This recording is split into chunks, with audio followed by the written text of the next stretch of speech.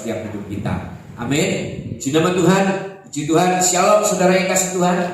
Ya, pagi hari ini saya mau sebelum mengawali firman Tuhan khotbah saya pada hari ini, ya, saya mau cerita tentang seorang yang mengalami satu tekanan atau depresi yang luar biasa. Seorang kakek yang hidupnya merasa sudah tidak berguna, saudara ya. Ya, puji Tuhan. Tapi saya mau cerita kalau kakek ini ternyata punya istri yang mengasihi Tuhan. Ya, ini fungsinya istri, saudara, sebagai pendamping, sebagai pasangan yang harus saling mengingatkan, saudara ya.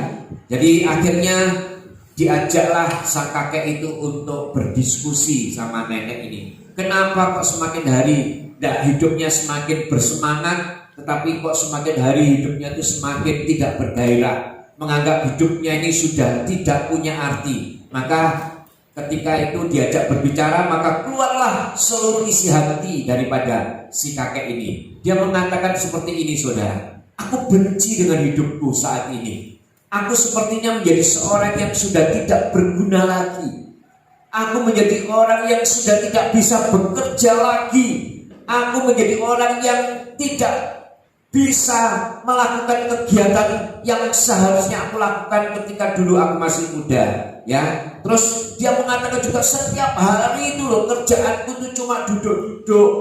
Aku cuma memperhatikan orang seisi rumah. Tidak ada yang bisa aku lakukan lagi. Dan bahkan dia aku melihat hidup badanku sendiri, keadaanku sendiri juga sudah tidak seperti dulu. Sekarang sudah gigi sudah mulai ompong-ompong, saudara ya. Rambut sudah mulai putih, ya. Berjalan sudah mulai timik-timik, ya. Sudah merasa sudah tidak sama kekuatannya dengan dulu. Nah, ini yang dia ceritakan kepada pasangannya, saudara.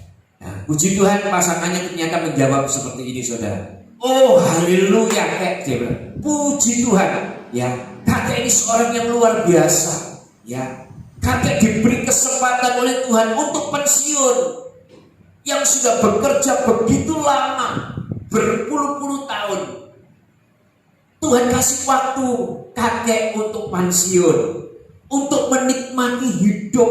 Puji Tuhan, kakek. Luar biasa Tuhan mengasihi kakek, ya. Tuhan memberikan kesempatan pensiun kepada kakek untuk bisa beristirahat, menikmati istirahat dengan bebas tanpa memikirkan pekerjaan kakek lagi. Puji Tuhan, kakek. Dia katakan lagi, setiap hari kakek yang sudah bisa menikmati kebersamaan bersama cucu-cucu kakek, bersama dengan anak-anak kakek yang lain. Tuhan beri kesempatan kakek untuk menikmati kebersamaan di dalam keluarga. Kakek bisa melihat cucu-cucu kakek bertumbuh menjadi orang-orang yang mengasihi Tuhan. Puji Tuhan, kakek. Dikatakan seperti itu, saudara. Kemana-mana kakek juga dihormati orang. Rambutnya sudah putih, giginya sudah ompong. Kemana-mana diutamakan oleh orang. Itu tandanya apa? Orang itu menghormati kakek, memberikan kesempatan kepada kakek untuk diutamakan terlebih dahulu. Nah, saudara, dari cerita ini saya mau kasih tahu kepada saudara apa yang saudara bisa tangkap. Jadi ada dua sisi, ada dua cara berpikir yang masing-masing ada dalam satu fokus, tetapi ternyata dua cara berpikir ini berbeda, saudara. Ini yang saya mau bawakan kepada setiap saudara pada pagi hari ini. Ternyata cara pandang seperti ini ada dua cara pandang yang sama sekali berbeda.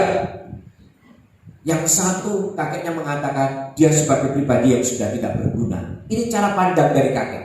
Tapi cara pandang dari nenek ini mengatakan yang berbeda, saudara. Bahkan bertolak belakang. Dia mengatakan kalau kakek ini adalah orang yang berguna dan orang yang dikasihi Tuhan. Nah, saudara, ini cara pandang yang luar biasa. Saudara, saya mau tegaskan pagi hari ini kepada setiap kita. Cara pandang menentukan sikap saudara. Cara pandang menentukan hidup saudara. Cara pandang ini yang harus benar-benar kita perhatikan dalam setiap kehidupan kita. Jika saudara mempunyai cara pandang yang negatif, cara pandang yang tidak baik, maka saya percaya outputnya atau yang saudara akan berikan atau saudara yang akan lakukan akan menjadi orang yang loyo, tidak semangat. Ini negatif saudara. Tetapi hari ini, pagi ini saya mau kasih tahu pada saudara, hendaklah kita ini mempunyai cara pandang yang positif. Nah, saya sebagai hamba Tuhan mau memberikan kepada saudara, tentunya sebagai orang percaya, kita semua adalah orang percaya. Kita harus punya cara pandang. Cara pandangnya apa saudara? Cara pandang Kristus. Ini yang harus kita tahu. Cara pandang Kristuslah yang seharusnya menjadi cara pandang kita. Nah, cara pandang Kristus, cara pandangnya bagaimana saudara? Cara pandang secara Alkitab, cara pandang secara firman Tuhan, cara pandang secara apa yang Tuhan ajarkan di dalam setiap kehidupan kita. Ini cara pandang yang harus kita lakukan, ya. Semua harus dilihat secara pandang dengan cara pandang Kristus, cara pandang Alkitab. Biar saudara ya, termasuk cara pandang persoalan atau masalah yang mungkin saat ini sedang kita hadapi. Saya mau kita sama-sama mengerti ya. Saya selalu minta kepada Tuhan untuk beberapa tahun ini memberikan khotbah yang sederhana-sederhana saja. Tetapi saya mau sederhana ini bisa melekat di dalam hidup kita. Dan kadang saya ulangi supaya kita ini benar-benar tahu, mengerti sesungguhnya kita ini orang yang berharga di hadapan Tuhan. Saya tidak mau dengan pandemi seperti ini kita menjadi orang-orang yang tidak semakin tampil sebagai pemenang, tapi tambah menjadi seorang yang tampil loyo. Tadi seperti kakek itu merasa tidak berguna, merasa tidak berarti, merasa sudah menjadi orang yang kalah. Saya tidak mau. Saya mau kita semua menjadi orang-orang yang seperti itu. Ya, termasuk kita harus yang pertama kita lakukan adalah kita harus memperhatikan cara pandang kita. Dan ternyata orang percaya ada cara pandangnya. Cara pandangnya adalah cara pandang Kristus, yaitu melalui kebenaran firman Tuhan. Nah, termasuk yang pagi hari ini kita mau bersama-sama pelajari adalah tentang cara pandang tentang persoalan atau masalah dalam hidup saudara dan saya. Firman Tuhan mengatakan pakailah cara pandang Kristus. Nah, kita selidiki dulu saudara ya, apa itu yang dinamakan persoalan. Kita lihat di dalam Mazmur 39 ayat yang kedua, nanti kita sambung ayat yang ketiga. Ya, ini yang kita harus tahu dan kita harus mengerti saudara. Bagaimana seharusnya orang percaya mengerti tentang cara pandang dalam menghadapi persoalan. Kita lihat di dalam Mazmur 39 ayat yang kedua, demikian firman Tuhan. Aku keluh, saudara ya. Aku diam, aku membisu, aku jauh dari hal yang baik. Tetapi penderitaanku makin berat. Nah, ini orang yang punya masalah. Penderitaannya makin berat. Aku menjadi orang yang membisu, keluh, gak banyak ngomong, males mau ngomong, saudara ya. Ini orang punya penderitaan. Kita lihat ayat yang ketiga. Hatiku bergejolak dalam diriku, menyala seperti api. Ketika aku berkeluh kesah, aku berbicara dengan lidahku. Gerundel saudara, gerumbel di dalam mulutnya saudara. Ini harus kita perhatikan saudara. Ini persoalan saudara ya. Nah, kita sekarang lihat saudara, persoalan itu memang adalah kejadian yang terjadi yang tidak disukai oleh siapapun. Saya percaya tidak ada di tempat ini kita yang suka dengan yang namanya persoalan. Kita ini orang-orang yang tidak suka dengan persoalan. Tetapi saya mau kasih tahu kepada kita bahwa sesungguhnya persoalan itu bisa terjadi karena persoalan ini punya sikap atau punya ciri-ciri seperti ini saudara. Jadi dia itu bisa terjadi setiap saat tanpa kita meminta, tanpa kita sadari persoalan bisa timbul. Dan persoalan tidak akan memandang saudara. Tidak tahu itu saudara itu sebagai orang yang punya pangkat atau orang yang rendahan, dia tidak memandang juga tua dan muda, tidak memandang juga lelaki atau perempuan. Persoalan dia tetap bisa masuk. Nah, ini yang saya mau kasih tahu kepada saudara.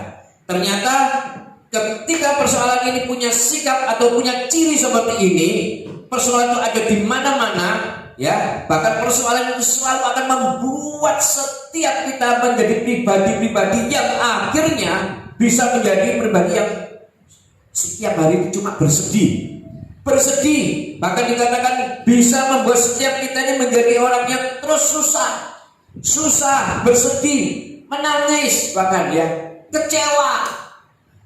Kalau kecewa dengan persoalan mungkin masih bisa, tapi takutnya kecewa dengan Tuhan, ini yang harus hati-hati saudara. Dengan begitu banyaknya persoalan, akhirnya dia menangis, bersedih, ya meratap, kecewa. Nah, kecewanya bukan cuma kecewa dengan dirinya, kecewa dengan persoalannya, tetapi kecewa dengan Tuhan. Nah, ini yang repot saudara, yang angel, yang kalau orang biasa ngomong, ya, kecewa dengan Tuhan yang mempunyai langit dan bumi. Dan iblis itu memang menggiring kita dengan satu tujuan, supaya setiap kita kecewa dengan Tuhan. Ini strategi iblis buat kita. Oleh sebab itu firman Tuhan pagi hari ini mengingatkan kita saudara, supaya kita ini sungguh-sungguh tahu bahwa orang yang putus asa, orang yang kecewa, bahkan orang yang sudah tidak punya gairah lagi, itu memang adalah satu strategi dari iblis yang digunakan supaya kita ini benar-benar menjadi pribadi-pribadi yang tidak bersemangat lagi. Nah, kenapa saudara kita lihat sekarang ya? Ternyata persoalan itu memang ada di mana-mana. Ya, kalau kita lihat sekarang, apalagi sekarang pandemi COVID-19, ternyata itu juga sudah melanda dunia. Tidak peduli siapapun. Yang terakhir saya mendengar teman saya, sesama rekan hamba Tuhan di Madiun, tetapi saudara ya, untung kita tidak ada kontak, saya juga tidak ada kontak, Tuhan melindungi. Ya, itu juga terpapar COVID-19. Suami istri. Hamba Tuhan, suami istri, ini lagi viral di mana-mana hamba Tuhan membicarakan. Ini saudara, tidak memandang siapapun bisa kena. Ini namanya persoalan saudara. Nah, tadi pagi saya kasih WA dia, tadi malam saya kasih WA dia, saya ucapkan, saya ikut berdoa dan saya memang doakan, ya. Dan dia mengucapkan terima kasih Pak Wilson sudah support kita. Puji Tuhan, saya katakan ini adalah persoalan yang memang bisa terjadi kepada siapapun, tidak memandang waktu, bisa terjadi sewaktu-waktu, tidak memandang jenis kelamin, bisa laki-laki, bisa perempuan, ya, tidak memandang saudara, ya. Dan artinya saya katakan bahwa semua orang bisa dapat masalah, termasuk orang percaya, termasuk saudara, termasuk saya. Bisa terkena, bisa mengalami yang namanya persoalan. Oleh sebab itu saya kembali mau mengajak saudara untuk melihat Alkitab, ya, yang sudah dicetak, yang sudah diberikan kepada setiap kita, apa ya yang harus kita lakukan, yang kita selidiki pada pagi hari ini. Ternyata setelah saya lihat ada dua hal yang terjadi ketika persoalan itu terjadi. Saya selidiki, saya lihat saudara, ada dua hal yang terjadi ketika persoalan itu terjadi. Dua hal ini adalah secara garis besar saudara yang saya pelajari. Yang pertama, ternyata persoalan ini akan bisa menghancurkan hidup saudara, dan memang ini tujuan dari iblis. Ini yang pertama saudara, ya, yang saya lihat dari garis besar. Persoalan itu ketika terjadi, ternyata persoalan ini bisa menghancurkan hidup kita. Dan ini memang strategi dari iblis. Kalau kita salah dan kita tidak menanggapi dengan cara secara alkitabiah. Dan yang kedua, kita lihat ternyata persoalan juga bisa mendatangkan mujizat Tuhan. Nah, ini yang penting saudara, yang harus kita tangkap pada pagi hari ini. Persoalan ini bisa membuat setiap kita ini hancur, saudara. Dikatakan kita merasa wah sudah tidak ada harapan lagi Pak, masa depanku sudah habis, ya, kesana kesini sudah tertutup pintu, rasanya sudah tertutup, sudah tidak ada lagi jalan keluar. Nah, ini yang pertama. Yang kedua dikatakan ternyata persoalan bisa mendatangkan mujizat. Nah, ini sebetulnya yang saya katakan sebagai satu rahasia buat setiap kita orang percaya. Dan persoalan dalam masalah ada mujizat Tuhan. Ini yang harus kita tahu. Karena kemanusiaan kita ini semua ini terbatas, saudara. Saya percaya tidak ada manusia yang super tangguh menghadapi persoalan. Oleh sebab itu kita ini butuh yang namanya Tuhan untuk bisa menjadi kekuatan di dalam setiap hidup kita. Nah, Bapak Ibu Saudara yang dikasih Tuhan, sekarang saya mau dan saya yakin saudara berpikir, ya, kalau berarti persoalan itu ternyata atau masalah itu bisa mendatangkan dua kejadian besar dalam hidup kita. Ya, saudara pasti berpikir pada hari ini setelah mendengar ini. Nah, saudara, saya katakan ya, bisa terjadi. Nah, yang pertama saudara, persoalan itu memang bisa mendatangkan kehancuran dalam hidup kita. Ya, benar, tetapi ada satu rahasia yang luar biasa. Ternyata melalui persoalan bisa juga mendatangkan mujizat dalam hidup kita. Persoalan ini bisa mendatangkan mujizat dalam hidup setiap kita.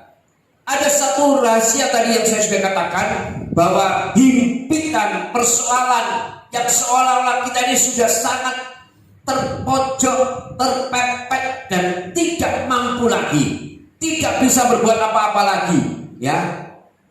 Kita merasakan sudah sangat-sangat terdesak.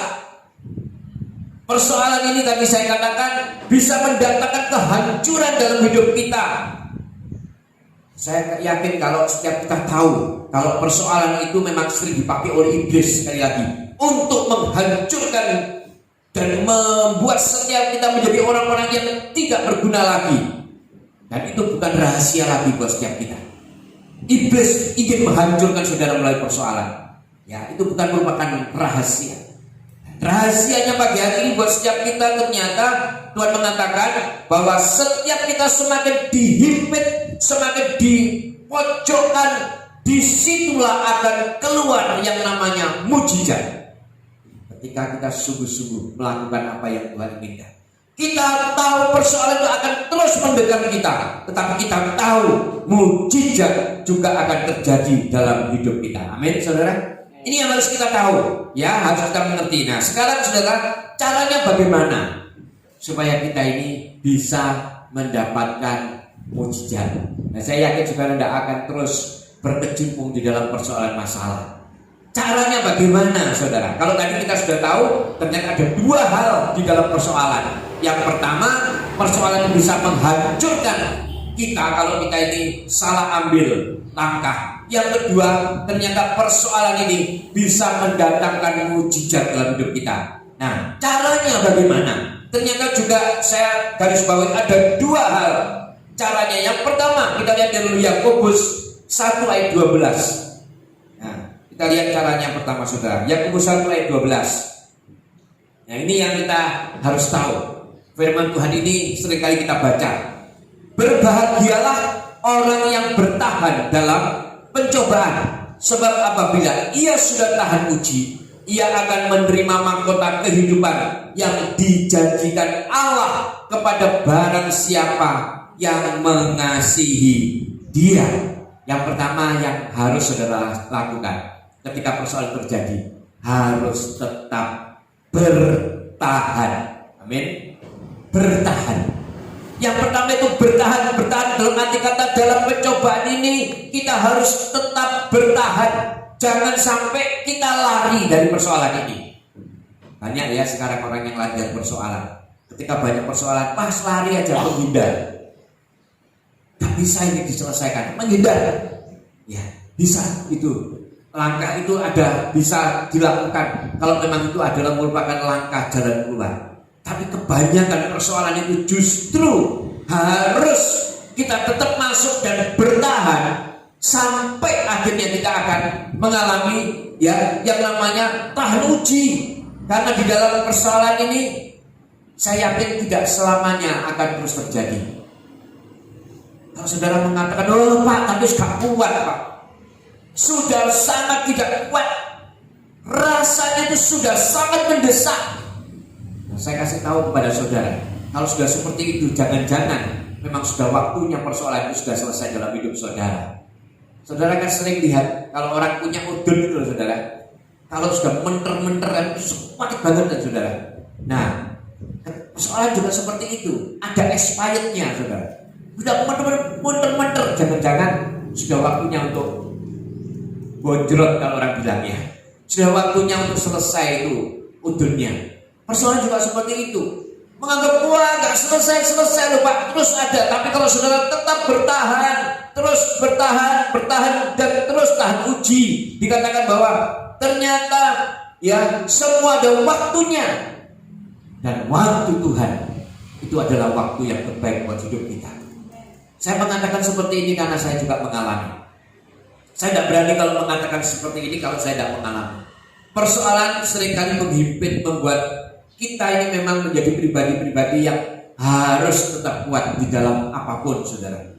Karena kalau kita lari, kita akan selesai. Kita menjadi orang-orang yang tidak tahan uji. Nah, tahan uji itu apa, saudara? Kita lihat, saudara ya.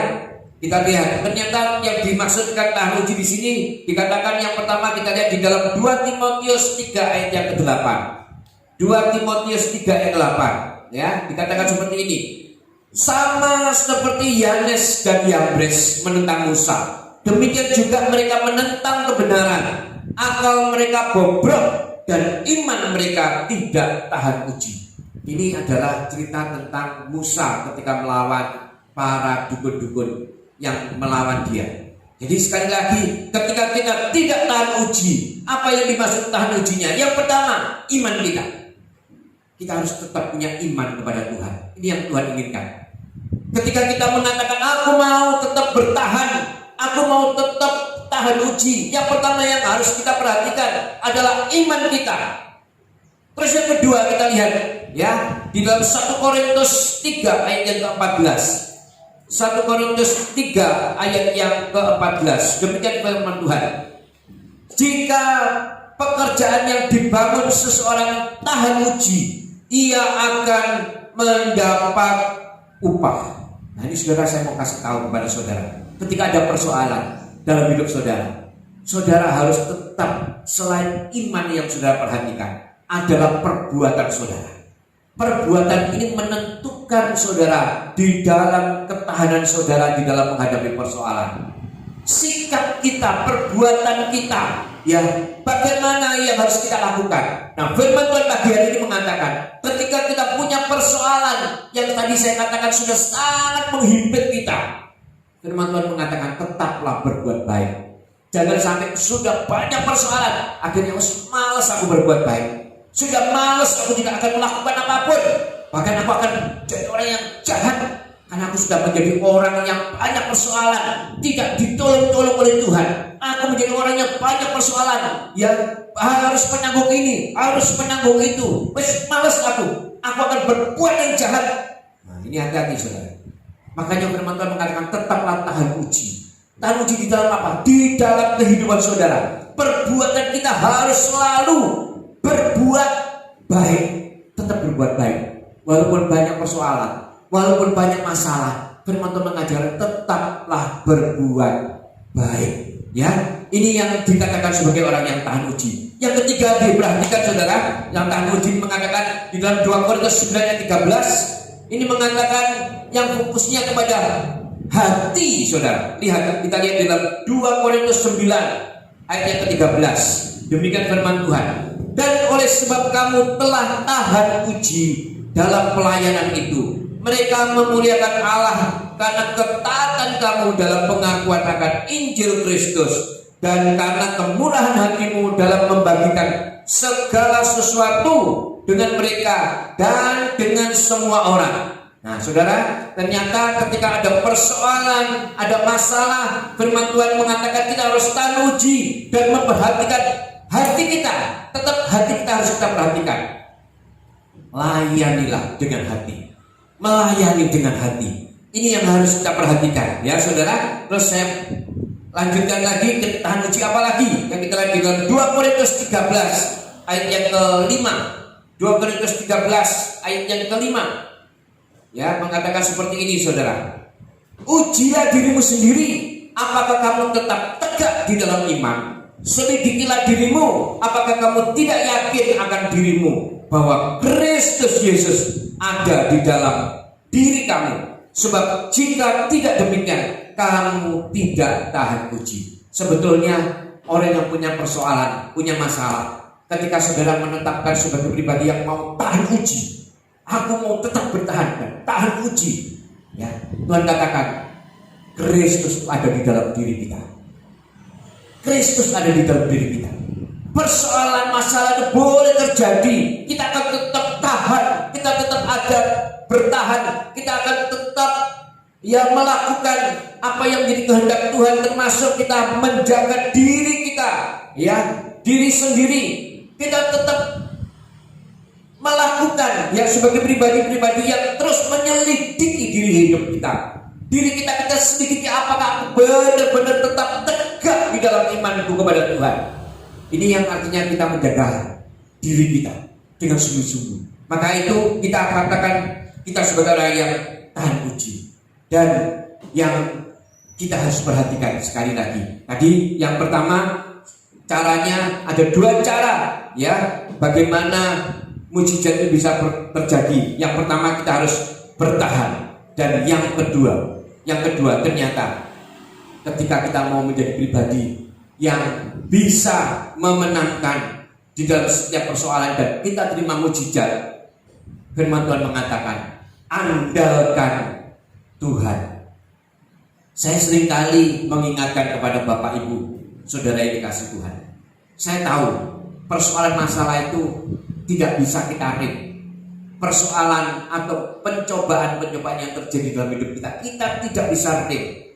Ya, bisa terjadi sewaktu-waktu, bisa terjadi setiap saat, setiap detik. Dan sebagai hamba Tuhan, saya tetap mengatakan andalkan Tuhan. Ini yang lebih penting, saudara. Ini yang lebih penting. Yang pertama tadi terus bertahan, dan yang kedua andalkan Tuhan. Ini 2 sikap yang harus saudara pegang sebagai orang yang mau mengalami mujizat Tuhan, yang mau mengalami apa yang Tuhan akan lakukan dalam hidup kita. Andalkan Tuhan, saudara. Apapun yang terjadi, persoalan yang terjadi dalam hidup kita, andalkan Tuhan. Kalau kita andalkan Tuhan, ya, Tuhan akan mengambil sikap juga terhadap hidup saudara. Ketika saudara mengambil sikap untuk mengandalkan Tuhan, ya, Tuhan juga akan mengambil sikap itu. Ya, kita lihat di dalam Keluaran 14 ayat 14. Ini ayat favorit buat setiap hidup kita, saudara. Keluaran 14 ayat yang ke-14. Demikian firman Tuhan. Tuhan akan berperang untuk kamu dan kamu akan diam saja. Ini sikap yang Tuhan ambil ketika kita sungguh-sungguh. Ya, saudara, dari kesimpulan saya mau kasih tahu kepada saudara, kita ini adalah orang-orang yang tidak steril dari persoalan. Tadi saya katakan bahwa kita harus punya cara pandang ketika kita mengalami persoalan, cara pandang yang positif. Nah, cara pandang yang positif kita sebagai orang percaya tentunya adalah Kristus. Dan cara pandang Kristus adalah cara pandang Alkitabiah.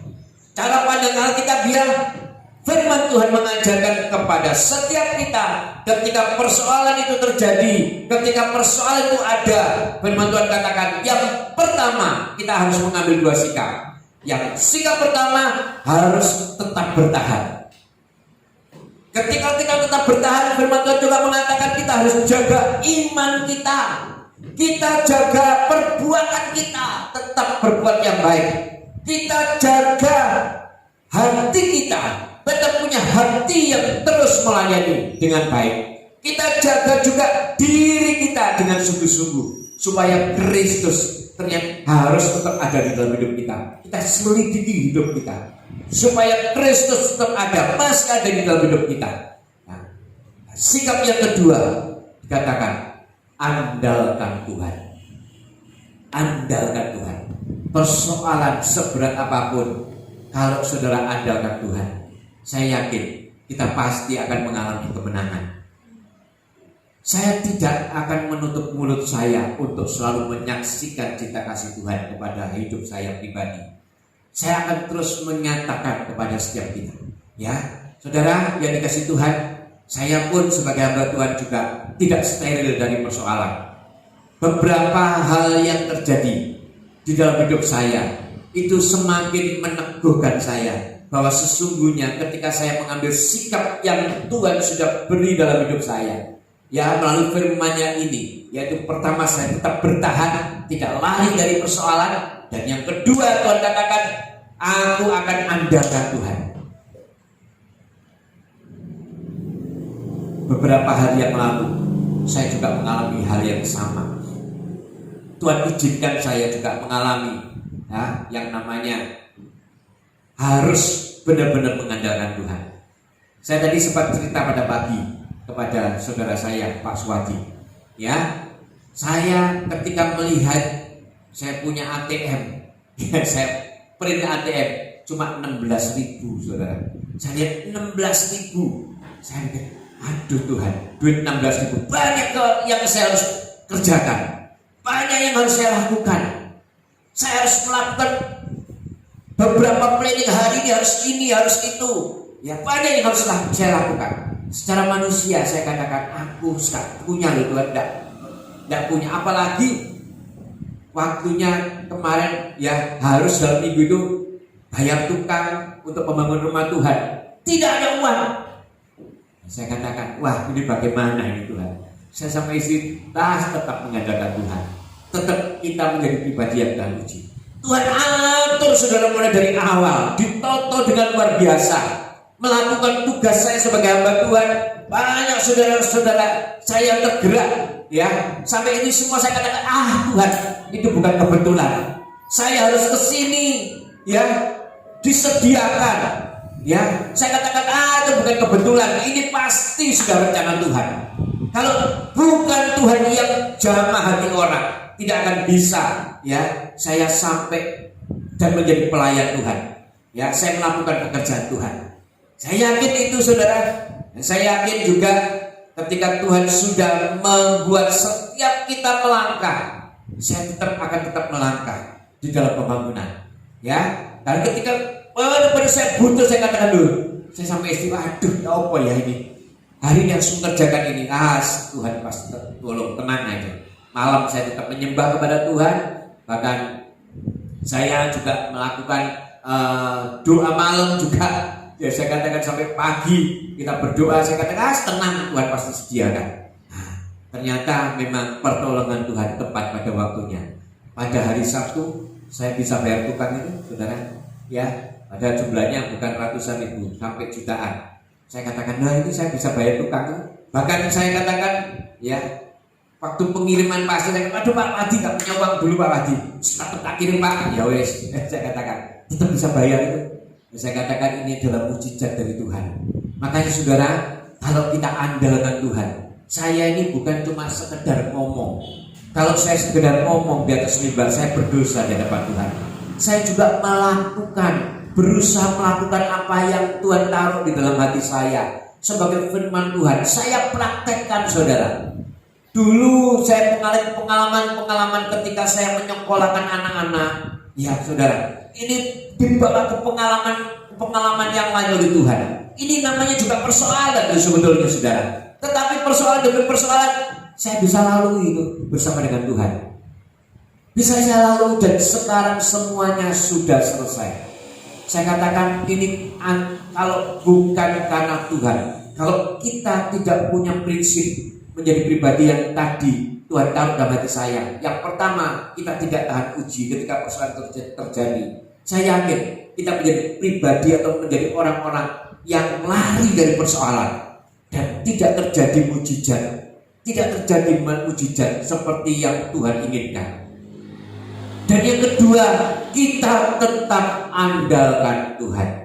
Ya, saudara, mau ya pagi hari ini setiap kita semua yang punya persoalan tetap bertahan. Bertahan itu bukan berarti kita diam. Bertahan tadi firman Tuhan sudah mengajarkan. Ketika kita bertahan, kita harus tetap menjaga perbuatan kita, menjaga hati kita, menjaga iman kita, menjaga semua perbuatan kita sungguh-sungguh, menjaga. Ini kita harus jaga, ya. Dan kita menyelidiki hati kita. Tetap ada Tuhan gak di dalam hidup kita. Kalau kita berharap kepada Tuhan dengan sungguh-sungguh, saya percaya Tuhan pasti tidak akan pernah mengecewakan kita.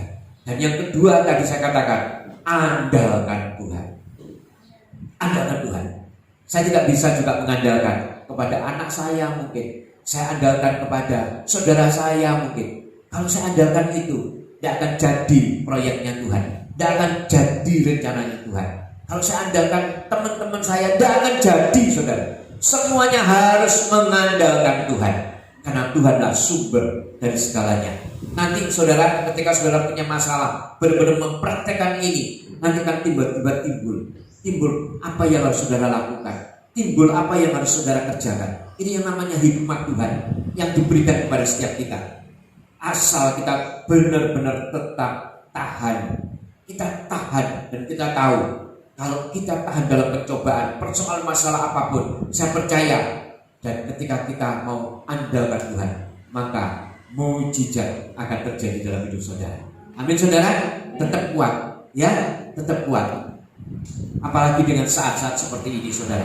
Saya tahu, ya, tidak gampang menjalani hari-hari sekarang ini. Kalau kita melihat banyak ya di grup-grup WA ini mengatakan kalau PSBB akan semakin diperketat lagi. Sampai banyak kemarin teman saya juga telepon, apa masuk Ngawi harus PSBB, harus diperketat. Waduh, sampai sekarang saya kalau masuk ya masih enak itu, tapi ya saya tidak berani jamin untuk besoknya. Karena namanya peraturan bisa tiba-tiba muncul. Dan saya katakan memang itulah dunia. Itulah dunia. Semakin sulit, semakin membuat kita ini merasakan langkah kita ini rasanya kok sepertinya berat. Tetapi saya mau kasih tahu pada saudara, makanya Tuhan mengasihi saudara. Dia memberikan firman-Nya pada pagi hari ini. Biar firman-Nya ini saudara benar-benar makan. Dan kalau saudara katakan saudara punya, benar-benar saudara nikmati dan saudara praktekkan. Ketika saudara praktekkan, saya percaya mujizat Tuhan akan terjadi. Amin. Puji nama Tuhan. Saya tidak perpanjang firman Tuhan. Saya udah papan musik.